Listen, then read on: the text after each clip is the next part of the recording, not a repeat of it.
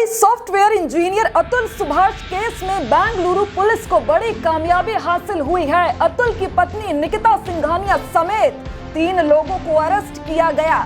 निकिता हरियाणा के गुरुग्राम में छिपी हुई थी। निकिता की मां निशा सिंघानिया और साले को भी अरेस्ट किया गया।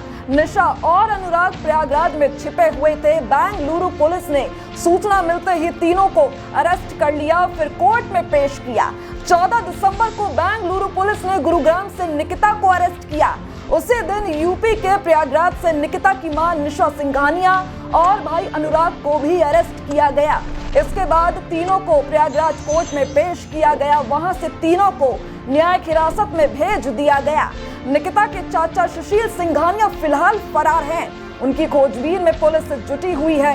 अतुल सुभाष ने 9 दिसंबर को बेंगलुरु स्थित अपने फ्लैट पर फंदा लगाकर जान दे दी थी। इससे पहले उन्होंने 1 घंटे से भी ज्यादा लंबा एक वीडियो बनाया। उसने कहा कि मेरी मौत के जिम्मेदार 5 लोग हैं। मेरी पत्नी निकिता सिंघानिया, सास निशा, साला अनुराग, चाचा ससुर सुशील और जज रीता कौशिक। इन लोगों ने मुझे अपनी जान देने के लिए विवश किया। मुझे पिछले कुछ सालों से लगातार टॉर्चर किया जा रहा है। अब मौत ही मेरा आखिरी विकल्प है। अतुल ने साथ ही 24 पन्नों का नोट छोड़ा।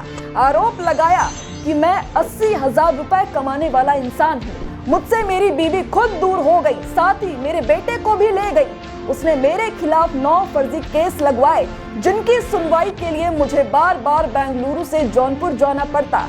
मैंने बेगुनाही के सबूत पेश किए।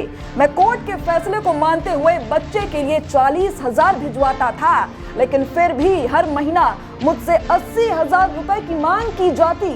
इतना तो मेरी खुद की सैलरी है, जबकि मेरी पत्नी अच्छा खासा कमाती है। मेरी कोर्ट भी नहीं सुनता। अतुल ने कहा कि फैमिली कोर्ट की जज रीता कौशिक बस मेरी पत्नी की ही बात सुनती है। पत्नी ने जब मुझसे 3 करोड़ की मांग की तो मैंने पैसे देने से इनकार कर दिया।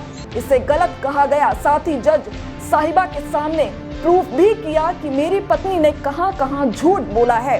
फिर भी जज रीता कौशिक ने कहा कि तुम्हारे पास तो होंगे ही 3 करोड़, तभी तो तुम्हारी बीवी पैसे की मांग कर रही है।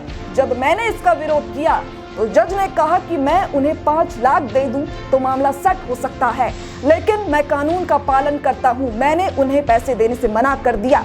मुझे इसके लिए बार बार टॉर्चर किया जा रहा है। पत्नी, ससुराल और जज तीनों की ओर से। इस घटना के बाद अतुल सुभाष के पिता का भी एक वीडियो सामने आया, जिसमें वो आप बीती सुनाते हुए नजर आए। अतुल सुभाष के पिता पवन मोदी ने कहा कि मार्च के महीने के बाद जब अतुल आया तो उसने कहा कि पापा, जो जज और वकील हैं, ये लोग भारत के कानून को नहीं मानते।